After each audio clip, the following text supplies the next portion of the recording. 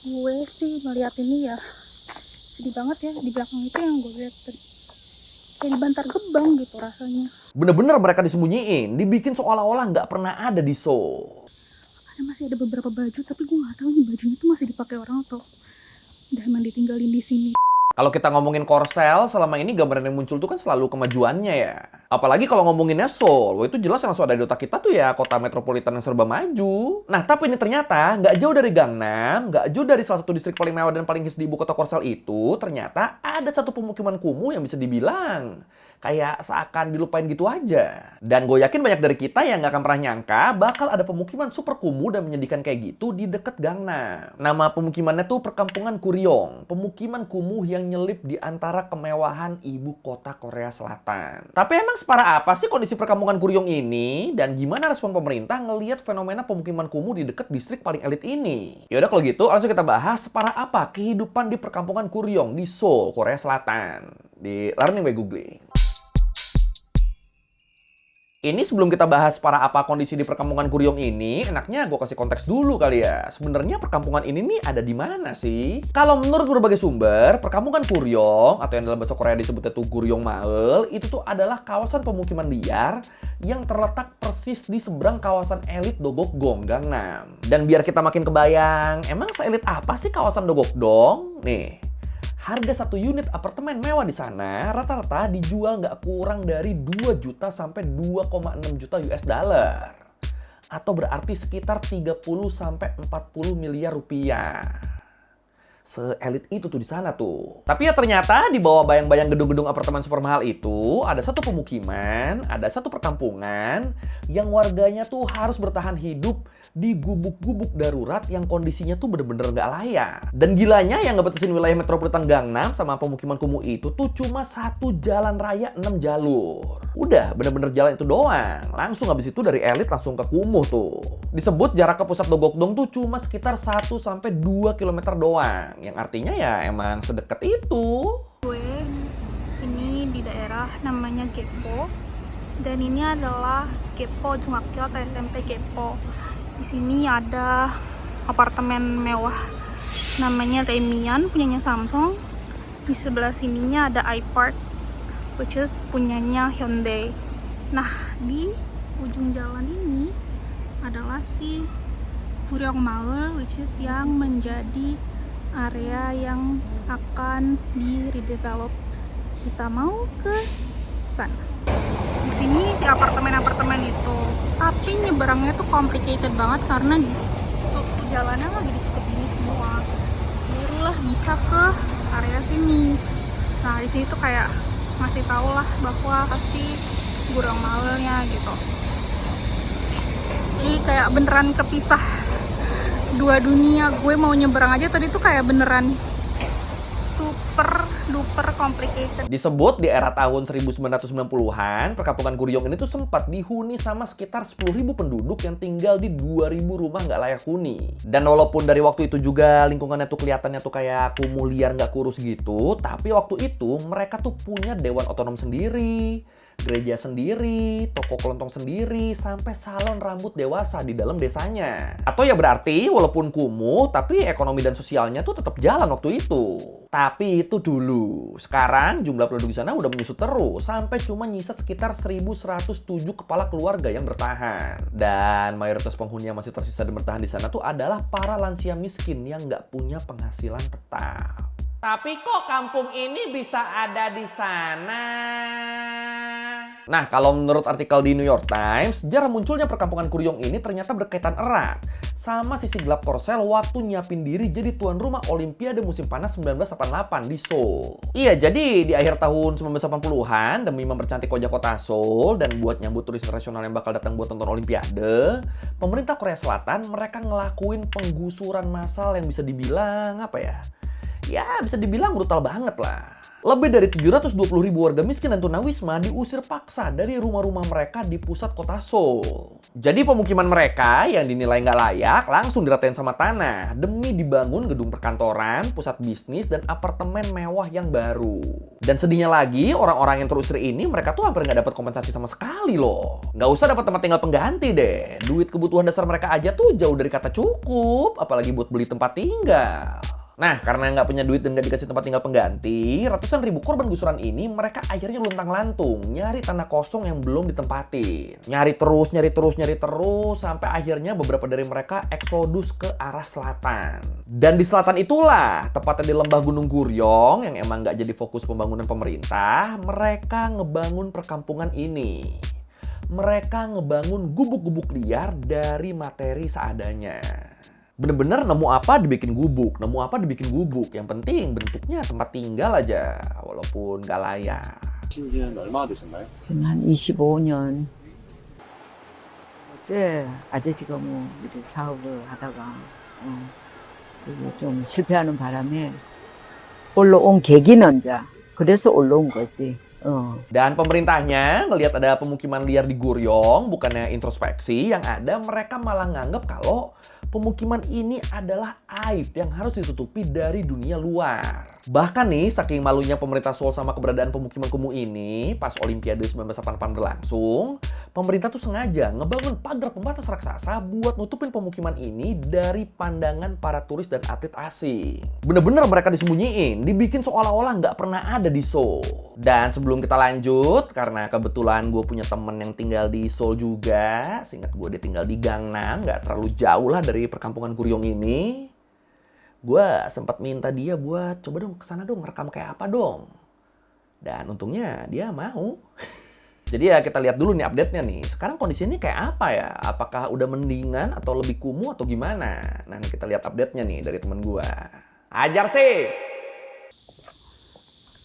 Karena masih ada beberapa baju, tapi gue nggak tahu nih bajunya tuh masih dipakai orang atau udah emang ditinggalin di sini. Tapi ada satu orang, tapi gue nggak berani. Wow, dari tadi gue dikelilingin sama lalat. Ini mungkin terlihat seperti bos parkiran dan ada beberapa rumah juga. Dan di sana kalau lo lihat adalah ini iPark yang punya Hyundai tadi. Di sini adalah rumah-rumah yang ditelantarkan itu. Gitu. Beneran.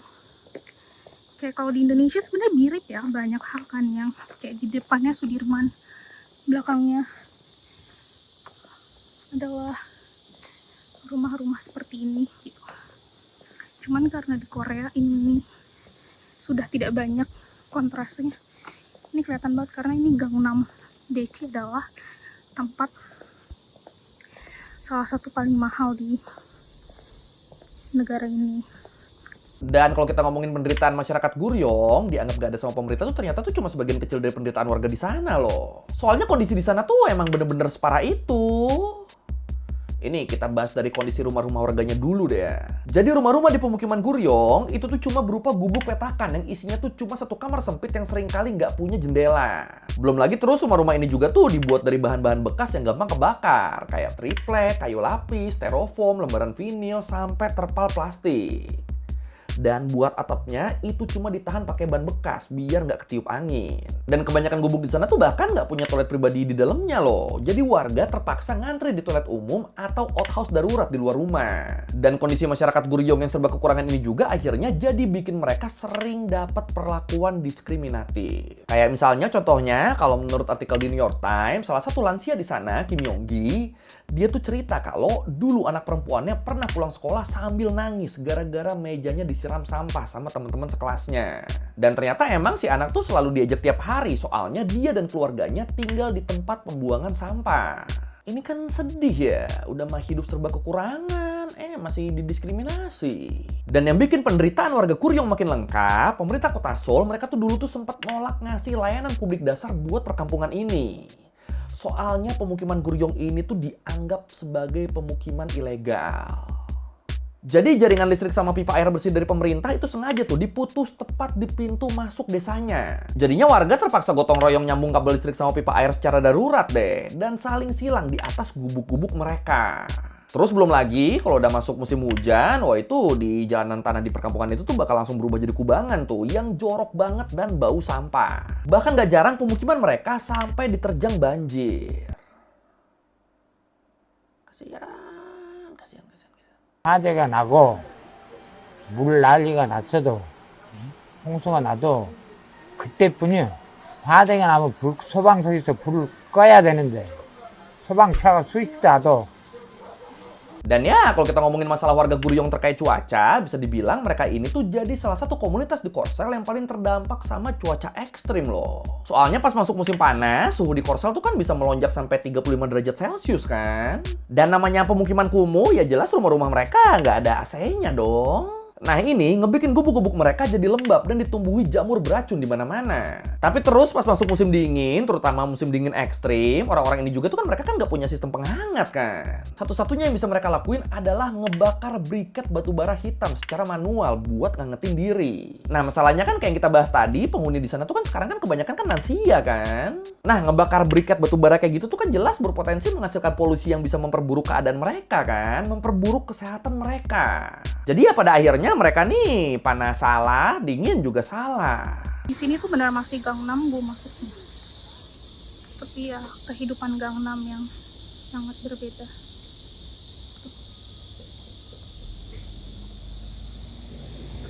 Seperti inilah.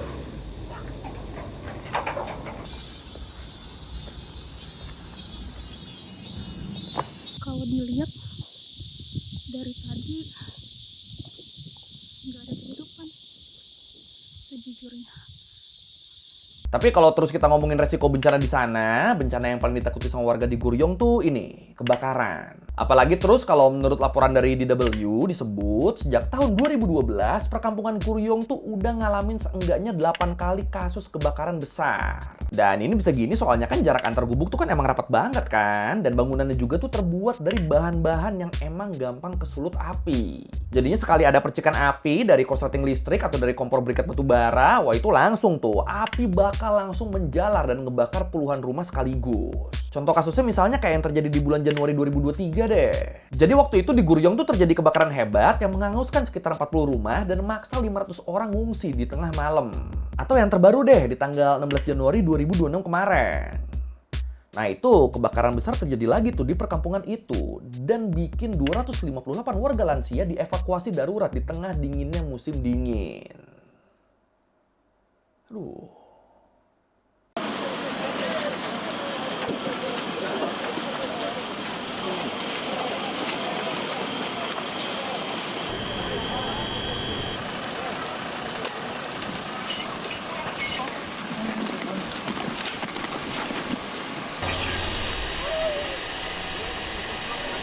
Dan ngelihat krisis kemanusiaan yang nggak kunjung kelar gini, pemerintah Korsel mereka tuh sebenarnya tuh udah berkali-kali nyoba buat ngegusur atau merevitalisasi perkampungan ini buat dijadiin kompleks apartemen modern.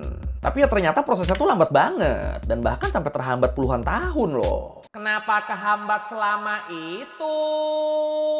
Hambatan utamanya adalah sengketa tanah dan ketidakcocokan nilai ganti rugi antara warga, pemilik tanah pribadi, dan pemerintah kota. Ya kayak misalnya kalau kita baca laporan dari New York Times, di situ disebut ada satu warga lansia umur 85 tahun yang namanya Lee Chang-wol yang ngaku kalau uang ganti rugi yang ditawarin pemerintah kota ke dia itu tuh cuma sebesar 3.300 US dollar. Dan ketika ditawarin duit itu tuh mereka tuh kayak cenderung didorong buat ambil duitnya, kosongin gubuknya sebelum diusir paksa. Dan jelas Lee Chang-wol, nenek Lee, dia nolak keras tawaran itu dong. Soalnya uang segitu tuh kan gak bakal cukup ya buat nyewa apartemen baru di daerah sekitar Gangnam. Yang harga sewa atau belinya tuh kan emang luar biasa mahal. Wah itu di interviewnya tuh nenek Lee tuh sedih banget tuh. Dia bilang, jika tempat tinggal kami selama puluhan tahun ini dianggap bukan tempat tinggal layak untuk manusia, lalu kami ini dianggap apa? Anjing atau babi? Aduh. Ini banyak banget lalernya, gua nggak bohong. Oh, anyways, udah terlantar aja gitu gini. Nah, tapi gue nggak terlalu bisa masuk banyak karena udah banyak banget area yang ditutupin gini. Tuh di sini, di dalam sana pun semuanya pada ditutupin. Gue nggak tahu apakah gue tidak bisa menemukan area yang seperti yang di sosial media karena jauh lebih ke dalam masuknya, atau memang udah ditutup gini tapi gue nggak bisa menemukan tempat itu gitu. Dan kalau beneran beberapa langkah aja dari situ ya udah kembali lagi ke peradaban kemewahan ini. Dan sebagian warga yang marah karena ngerasa diusir paksa tanpa kompensasi layak, mereka akhirnya mendirikan menara pengawas di depan gerbang Guryong. Sama mereka juga masang spanduk perlawanan bertuliskan, "Kami sudah tinggal di sini selama 40 tahun. Akui itu." Tapi ya untungnya setelah sekian lama terdiskriminasi, akhirnya ada secercah harapan baru nih di pertengahan tahun 2026 ini. Kalau menurut laporan terbaru dari Seoul Economic Daily, pertanggal 21 Juli 2026 kemarin, pemerintah kota Seoul mereka akhirnya menyetujui rencana mega proyek pembangunan perumahan publik yang namanya Gaepo Guryong Village Public Housing Construction Project. Proyek apaan tuh? Jadi ini tuh proyek pembangunan kompleks apartemen publik sebanyak 2.120 unit. Setinggi 28 lantai dengan target konstruksi dimulai tahun 2027 dan kelar di tahun 2031. Dan pemerintah janji mereka bakal memprioritaskan penyediaan unit apartemen sewa bersubsidi dengan harga sangat murah, khusus buat warga asli perkampungan Guryong. Biar mereka nggak luntang-lantung di jalanan lagi setelah digusur. Tapi ya terus para pejabat setempat juga ngaku kalau proyek relokasi ini tuh masih bakal memakan waktu dan konflik sosial yang sangat panjang. Soalnya benturan kepentingannya tuh rumit banget di situ. Jadi ya sangat mungkin jalan penduduk Guryong buat dapat tempat tinggal yang lebih layak tuh nggak akan semudah itu tuh. Aduh. Dan ya, keberadaan perkampungan Guryong ini tuh seolah-olah jadi kayak pengingat buat kita ya, kalau di balik gemerlapnya K-pop, di balik gemerlapnya teknologi canggih dan keajaiban ekonomi Korea Selatan, ternyata masih ada loh sekelompok orang marginal yang menderita dan berjuang keras demi mendapatkan hak dasar mereka untuk hidup dengan layak. Gila. Tapi kalau menurut lu gimana nih? Apakah warga Guryong emang berhak dapat ganti rugi apartemen mahal gratis dari pemerintah? Atau emang mereka harusnya digusur soalnya tinggal di tanah ilegal? Yang mana nih? Silakan komen. Anyways, gue sih melihat ini ya sedih banget ya. Di belakang itu yang gue lihat tadi kayak dibantar gebang gitu rasanya. Padahal Daechidong ini area deket sini adalah, kalau kalian tahu Sky Castle, dimana itu anak-anak orang yang paling kaya di negara ini, terutama di daerah Gangnam itu belajar, kayak banyak tempat-tempat lesnya tuh di situ pusatnya. Dan itu beneran sebelahnya tuh ya tempat ini gitu. So it's kind of sad to see it that way. Oke, sekian Learning by Gun kali ini tentang pemukiman kumuh yang ada di dekat Gangnam di Seoul, di Korea Selatan. Dan kalau lu tahu Gangnam tuh kayak apa ya, emang cukup bikin shock sih keberadaan perkampungan Guryong ini ya. Gila. Ya, kalau lu merasa udah salah, atau mau nanya, atau mau nambahin video, terus komen, itu juga biasa. Sekali lagi, jangan lupa like, comment, subscribe. Bye.